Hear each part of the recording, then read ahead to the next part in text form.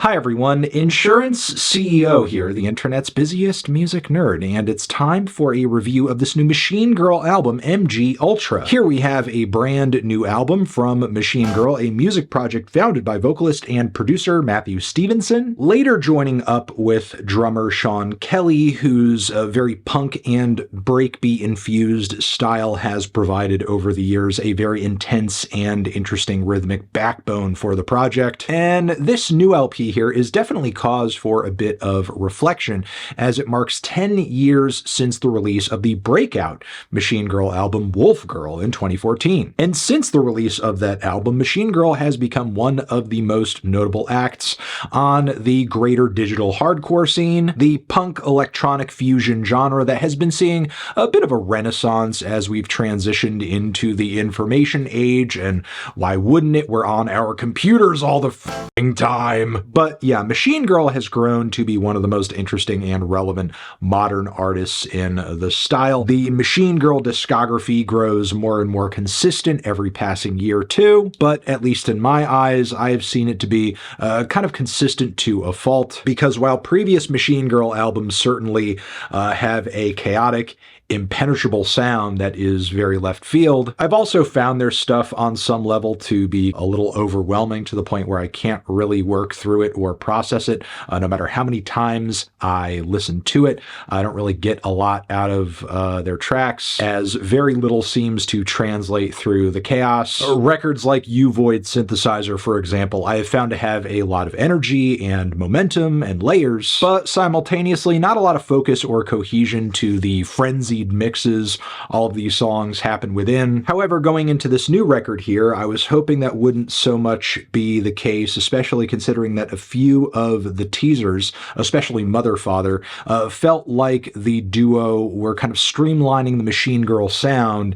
into something that was still abrasive, still in your face, still gutsy, but maybe a bit more palatable. They also worked a few interesting genre switches into this track as well, with an epic grungy chorus. But alas, I still found at least some of these same shortcomings when digging deeper into the tracklist on this LP, even if some of the ruckus across these songs has been cleared up a bit. The vocals, for example, on the opening track Until I Die are so garbled and buried and muffled at points, especially on the chorus, when I feel like the song should be leaving its biggest impression on the listener. And there's at least several other key moments on the record where it seems like this need for speed, volume, and chaos gets in the way of making something catchy or memorable. Songs like Ass to Mars, as well as Cicadas, I feel like are kind of close, but no cigar to me in this same sense. I also didn't think Half Asleep added that much to the record's tracklist either, as this song sort of seems to be an overextended interlude that feels like some kind of terminally online ambient vaporwave bit. However, despite these complaints, there are quite a few highlights on this record that, frankly, I love. New Meta Phenomena is quite an interesting and unique track, in my opinion, loaded with squishy, glitched out, and stuttering electronics. The gruesome lead vocals that stand out in the mix quite a bit more than they do on other tracks definitely make this one a standout too. The whole song sounds like being high on cocaine while hacking into the Matrix and talking to hot moms on AOL Instant Messenger, all while doing this on dial-up. Another standout track on the record is most certainly Sick, with its fuzzed-out lead melodies and speedy dance beats, as well as punky lead vocals. This track is one that I cannot deny, especially since it brings an actually catchy hook to the table. You can't divide what you don't understand! Ah! I also appreciate all of the dystopian social commentary happening across the song too, and all of these allusions to sickness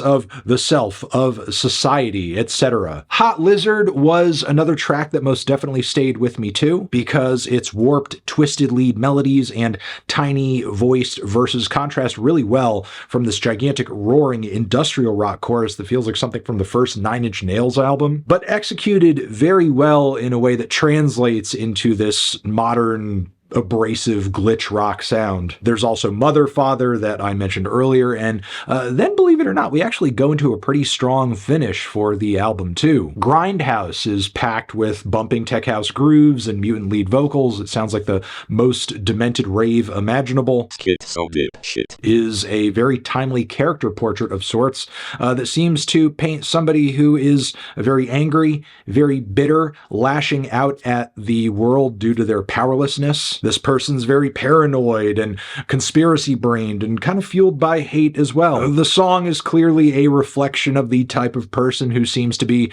just about everywhere on the internet these days. I guess my one major worry is that the writing is so accurate. The sort of person the song is about might catch it and then, think it's about them in a positive way. And then the closing track on the record, I think, does a great job of finding balance between chaos and catchiness too. And overall, I thought this was a pretty solid album from Machine Girl. The production continues to be flavorful and detailed and just absolutely insane and relentless in terms of energy and intensity. Matthew and Sean have managed to maintain that and a pretty original sound on this album, while approaching songwriting in a way to where it's just a bit more readable, intelligible, legible, doing a better job of presenting the vocals in a way to where they're not getting lost in the haze of everything else, picking and choosing melodies and bits of instrumentation to stand out from the rest of the very chaotic mix so that you actually kind of focus on something as the mayhem continues. And all of this was making the record appeal at least a bit more to me. I could totally understand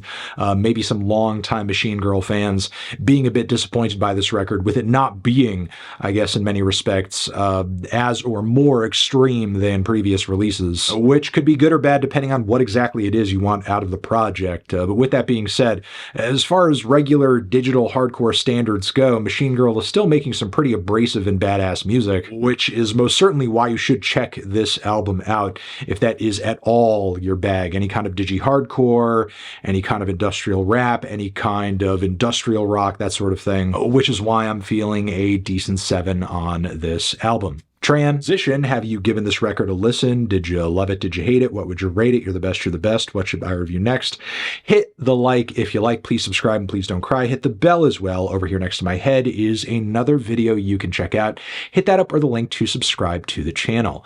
Anthony Fantano, Machine Girl, forever.